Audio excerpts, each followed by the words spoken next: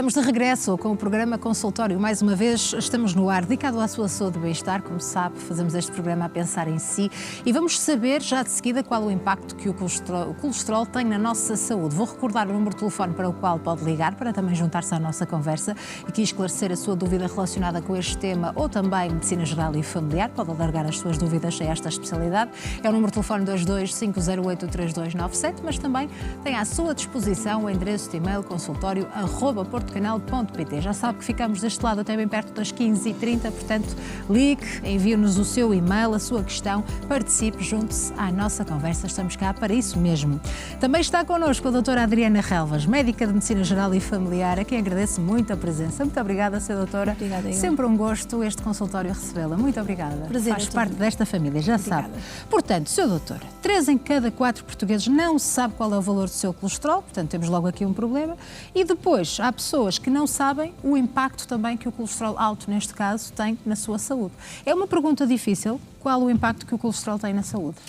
Não é uma pergunta, antes de mais, muito obrigada pelo convite. O prazer é todo meu de estar cá.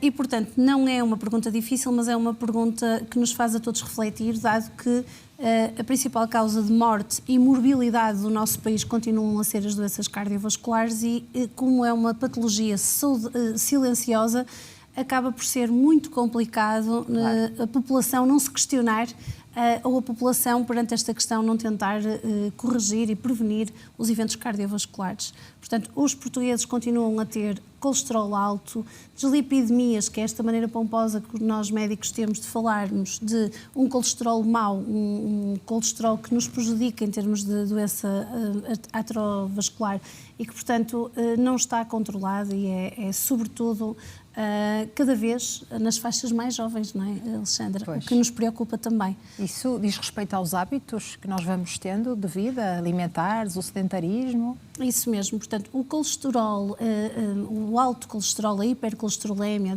as dislipidemias podem ter efetivamente uma causa genética, aquilo que nós chamamos de hipercolesterolemia familiar, são aqueles jovens atletas que têm um estilo de vida super saudável, mas que efetivamente padecem deste colesterol alto, mas na sua maioria não é esta a principal causa de hipercolesterolemia, são efetivamente os estilos de vida que são nocivos e que não são de todo saudáveis da nossa população. E é por isso que nós estamos cá no consultório e que estamos cá nesta literacia para a saúde, a tentarmos corrigir esses efeitos deletérios do estilo de vida. Mas se calhar então começávamos por explicar a diferença entre o colesterol mau e o bom, não é? Isso. É para as pessoas primeiro fazem as análises ao sangue, pedido normalmente pelo médico de família. Exatamente. E lá vem uma data de resultados que depois as pessoas não conseguem bem interpretar. Exatamente. Portanto, o colesterol não circula na corrente sanguínea, sem me estender muito, não circula na corrente sanguínea de uma forma livre. Ele liga-se a proteínas, as chamadas lipoproteínas.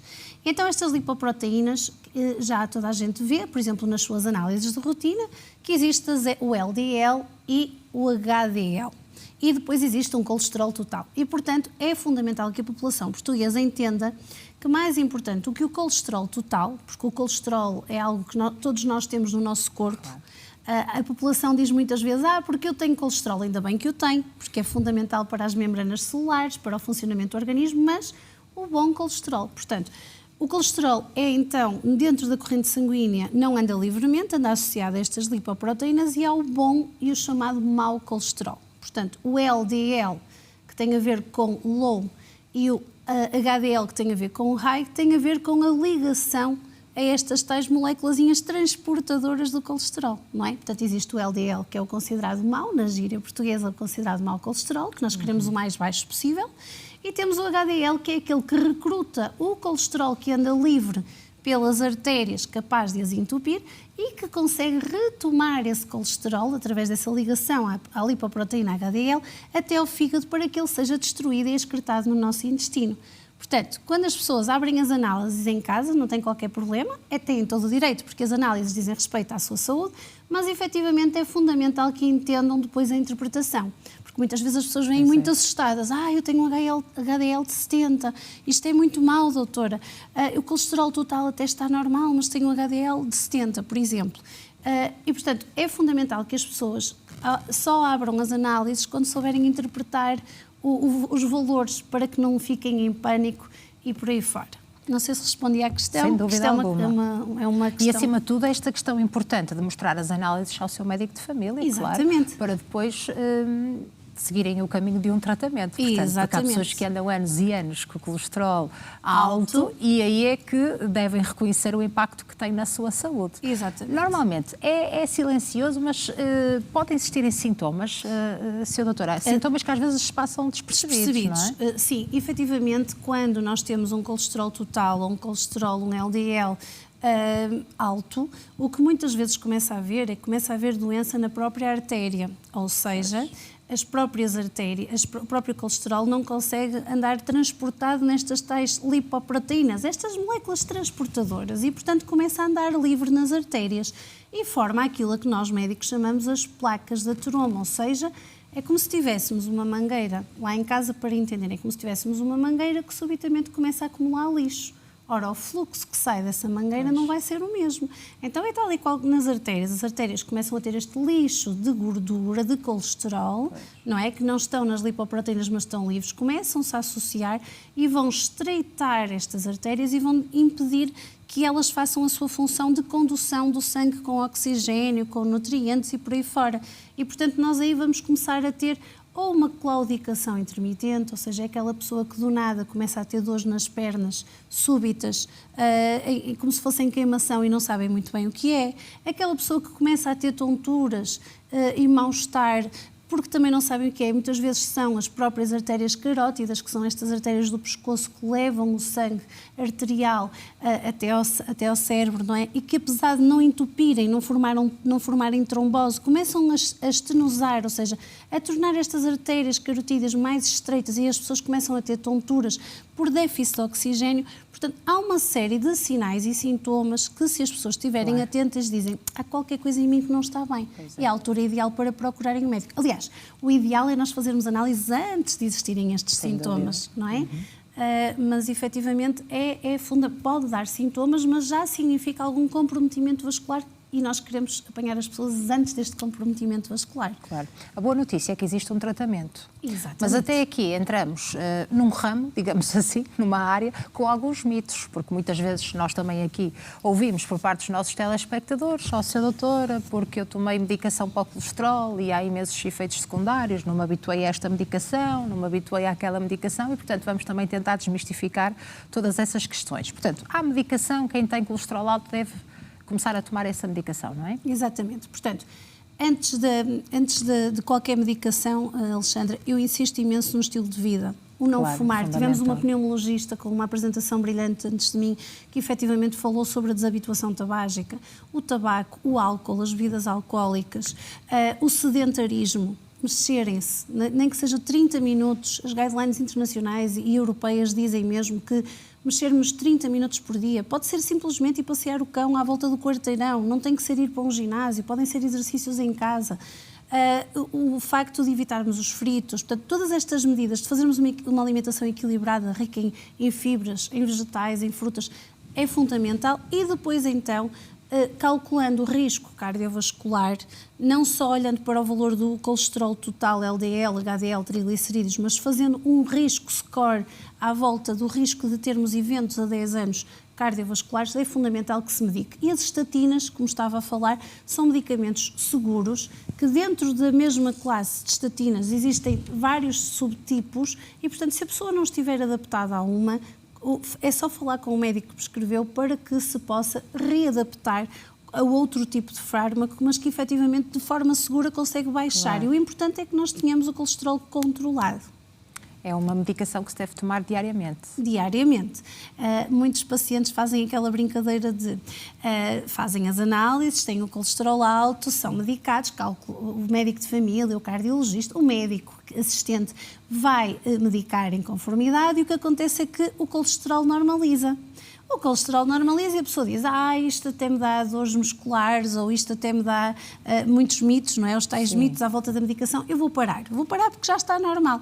E o que é que acontece? Acontece um rebound, portanto, volta o colesterol a aumentar e o próprio risco não diminui.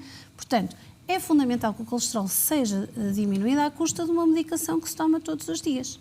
Eu costumo brincar com os meus doentes lá na clínica e dizer-lhes assim, é como se um dia usa cinto de segurança, E nos outros dias, porque é só daqui até ali, não utiliza. O problema é se vem um carro de frente e temos um acidente sem ele. Era só daqui até ali, mas a verdade é que podemos ter um acidente. Portanto, os acidentes, as doenças e os acidentes vasculares, quer cerebrais, quer infartos, por aí fora, podem acontecer em qualquer altura. Portanto, a pessoa, se tem que tomar a medicação, tem que a tomar todos os dias. E não custa nada, ao jantar, por exemplo, termos o hábito de estamos a jantar e temos aquela pastilha que é para tomar.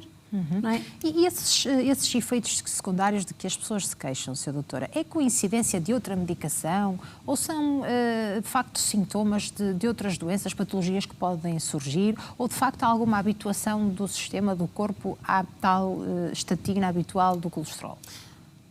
Qualquer fármaco que seja introduzido num organismo pode ter efeitos laterais e efeitos secundários. Mas é para isso que existem estudos e é por isso que nós temos que ter cuidado com a medicação que fazemos. Estudos que são comprados, medicação que é comprada com prescrição médica, foram feitos estudos multicêntricos, foram feitos estudos aprofundados acerca dos efeitos laterais. E, portanto, se com esta estatina, se por exemplo com uma simvastatina não me dou bem, se calhar se eu experimentar uma rosuvastatina ou outro tipo de estatina, eu já me vou dar melhor a nível de efeitos secundários. Portanto, os efeitos secundários existem, até quem toma Benuron pode ter algum efeito secundário, qualquer medicação não é isenta de um efeito secundário, contudo, o risco-benefício é muito maior e, portanto, há que apostar efetivamente em fazermos a medicação e darmos o feedback ao fim de 3, 4 semanas ao médico, se nos estamos a sentir bem, se não estamos, para que a classe seja modificada ou não relativamente ao fármaco que foi prescrito. Agora, deixar de tomar, não dizer nada ao médico, é no fundo pormos-nos em risco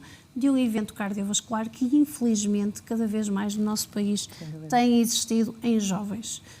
Ainda ontem, por uma questão familiar, estive na urgência do Hospital São João aqui do Porto e dou os parabéns à equipa de médicos e de enfermeiros, de auxiliares, de marqueiros que lá estão, porque é indescritível, há muitos anos que eu já não ia à urgência de São João, onde também trabalhei, é indescritível ver a quantidade na área laranja, que é uma área urgente, ver a quantidade de jovens que nós lá vemos com AVCs, ou com suspeitas de acidentes vasculares cerebrais, com suspeitas de infartos, com suspeitas de AITs, que são acidentes isquémicos, ou seja, entope, mas depois a artéria consegue ainda que haja ali um desentupimento, portanto não é um acidente verdadeiro. E, portanto, eu acho que todos nós estamos informados e é super importante este tipo de temas. São temas repetidos, certo, mas são temas que ainda não estão assimilados na nossa população. E é fundamental que se compreenda a importância de nós tomarmos medidas de estilo de vida, de seguida avançando para fármacos, para o cumprimento da terapêutica que é prescrita e para o aconselhamento e o seguimento. E nos nossos centros de saúde, inclusivamente, pessoas que têm um risco cardiovascular elevado, como hipertensos e diabetes, têm consultas marcadas com o seu enfermeiro de família, com o seu médico de família, para abordar todas estas questões. Não há desculpas, no fundo, para pararmos com uma estatina por efeitos laterais. Como o mito, por exemplo, de que o colesterol está associado a pessoas com obesidade. Há muitas pessoas que ainda pensam isso. Exatamente. Portanto, a obesidade e o excesso de peso, a chamada lipoinflamação, portanto, é todo ele um caldinho para que haja um agravamento do risco e das próprias doenças cardiovasculares. Ou seja, existe um risco acrescido, é um fator de risco concomitante, não é? E é também uma causa-efeito. Quem tem obesidade tem maior probabilidade de ter colesterol alto, tem maior probabilidade de ter hipertensão, quem é obeso com sedentarismo tem mais um fator de risco e, portanto, sendo homem é mais um fator de risco também. E, portanto, há tudo. O que não significa que pessoas magras, jovens, não tenham também colesterol alto. Inclusivamente nos atletas, como sabe, meu marido também é da medicina desportiva e muitas vezes temos lá ciclistas e temos ciclistas de alta competição que têm colesterol alto, têm hipercolesterolemia familiar e, portanto, têm que tomar a sua estatina e têm que fazer a sua medicação, apesar de terem um estilo de vida super correto. É fundamental que haja uma avaliação, acima de tudo, individual, que se calculem os riscos, mais do que o valor, é quase como os meus gordinhos, Alexandra, mais do que o valor da balança, é ver em que estado metabólico é que aquela pessoa está. E, portanto, o colesterol é igual. É mais do que ver o colesterol total, HDL, LDL, triglicerídeos, está tudo bem, é nós percebermos o risco cardiovascular e atuarmos em conformidade. Muito bem. Muito obrigada, Sra. Doutora, Obrigada, por esta ajuda aos nossos telespectadores, que vamos ouvir já de seguida. Está bem? Muito obrigada, Sra. Doutora. Vamos fazer um curtíssimo intervalo e depois queremos ouvir precisamente a sua questão, a sua opinião também. Tem aqui a oportunidade de participar através do número de telefone 22 508 3297 ou também do endereço de e-mail consultório@portocanal.pt. Portanto, aproveite aqui a presença da doutora Adriana Relvas, médica da Medicina Geral e Familiar, para esclarecer todas as suas questões relacionadas com esta especialidade ou também este tema que nos aqui trouxe, o impacto que o colesterol tem na nossa saúde. Segue-se então um curtíssimo intervalo, estamos de regresso daqui a uns minutinhos. Até já.